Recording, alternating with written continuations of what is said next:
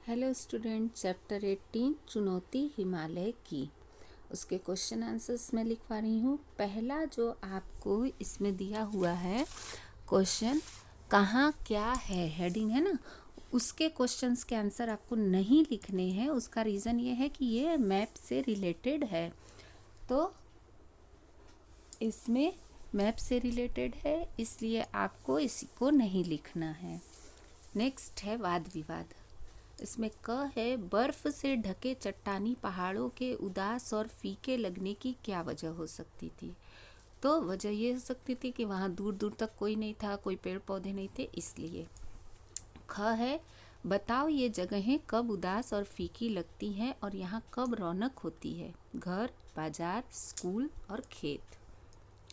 तो उत्तर है घर। घर, जब घर के सब सदस्य बाहर चले जाते हैं तो घर उदास और फीका लगता है, लेकिन जब सब लोग घर में होते हैं तब रौनक होती है। बाजार में, जब बाजार बंद होने लगता है तो उदास और फीका लगता है, लेकिन जब बाजार में भीड़ होती है, लोग खरीदारी करने आते हैं तो वहाँ रौनक होती है। फिर है स्कूल। जब स्कूल की छुट्टी होती है तो स्कूल उदास और फीका लगता है, लेकिन जब स्कूल में बच्चे आते हैं तो वहाँ रौनक होती है। जैसे 1 साल से आपका स्कूल बिल्कुल फीका पड़ गया है। फिर है खेत। जब खेत में फसल नहीं लहराती तो खेत उदास और फीके लगते हैं, लेकिन जब फसल लहराती है तब वहाँ रौनक होती है। प्रश्न 2 है, जवाहरलाल को इस कठिन यात्रा के लिए तैयार नहीं होना चाहिए। तुम इससे सहमत हो तो भी तर्क दो, नहीं हो तो भी तर्क दो।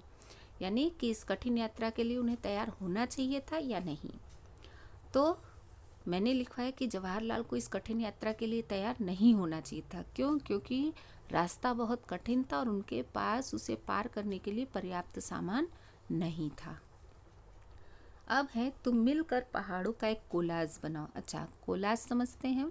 उसमें चित्रों को काट कर, अलग अलग चित्रों को काट कर और उसको जोड़ कर, चिपका कर एक चित्र बनाया जाता है। यानी अलग अलग चित्र को मिलाकर एक चित्र बनता है।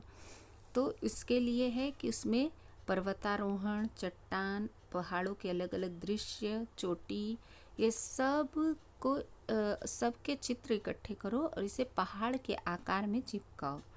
तो ये आप एक एक्टिविटी है, इसको आपको नहीं करना है, ओके। क्योंकि ये मैं अगर क्लास में होती तो करवाती आपको अपने सामने, आप ऐसे नहीं कर पाएंगे, तो इसको आपको स्किप करना है, ओके। नेक्स्ट है, अब इन चित्रों पर आधारित शब्दों का एक कोलाज बनाओ। कोलाज में ऐसे शब्द हों जो इन चित्रों का वर्णन कर पा रहे हों। तो उत्तर है, चित्र में कुछ लोग रस्सी आदि के सहारे पहाड़ों पर चढ़ रहे हैं, कुछ पहाड़ बिल्कुल पथरीले दिखाई दे रहे हैं तो कुछ बर्फ से ढके हुए हैं। कई पहाड़ों पर तरह तरह के पेड़ भी उगे हुए हैं। कुछ पहाड़ बहुत ही ऊंचे हैं जिन पर चढ़ना अत्यंत मुश्किल है। ये पहाड़ दिखने में बड़े ही सुंदर लग रहे हैं। नेक्स्ट है, तुम्हारी समझ से, यानी ये आंसर आपको खुद से लिखना होता है। इस वृत्तांत को पढ़ते पढ़ते तुम्हें अपनी कोई छोटी या लंबी यात्रा याद आ रही हो तो उसके बारे में लिखो। देखिए, जब हम जर्नी करते हैं तो जर्नी में कुछ कुछ ऐसी घटनाएं घटती हैं जो कि हमें हमेशा याद रह जाती हैं। कोई कोई जर्नी हमारी बहुत बोर होती है, कोई कोई बहुत एक्साइटिंग होती है, कोई कोई बहुत डरावनी होती है। तो आपकी भी कोई ऐसी जर्नी हो तो आपको लिखना है। तो मैंने लिखवाया है, एक बार मैं अपने गांव गया था जो कि हिमाचल प्रदेश के ऊंचे ऊंचे पहाड़ों के बीच कल्पा में है। मैं गांव जाने के लिए सुबह रेलगाड़ी में बैठ गया। आधा सफ़र तो सही कट गया, लेकिन जैसे गाड़ी शिमला पहुंची उसके आगे रास्ते बहुत ही खतरनाक हो गए। सड़कों के दोनों तरफ ऊंचे ऊंचे पहाड़ दिखाई देने लगे। रात के समय में यह पहाड़ और भी भयानक लग रहे थे। हमारी बस भी घुमावदार रास्तों पर धीरे धीरे चल रही थी। दूसरे दिन शाम के समय हम अपने गांव पहुंचे तब सूरज छिप रहा था। बर्फ से ढके पहाड़ सूरज के प्रकाश में सोने की तरह प्रतीत हो रहे थे। ये मैंने लिखवाया है। आप खुद से भी अपनी किसी यात्रा का वर्णन लिख सकते हैं, ओके। तो आज आपको इतना ही लिखना है। नेक्स्ट पीरियड के लिए मैं फिर आपको आगे लिखवाऊंगी, ओके। Till then, bye.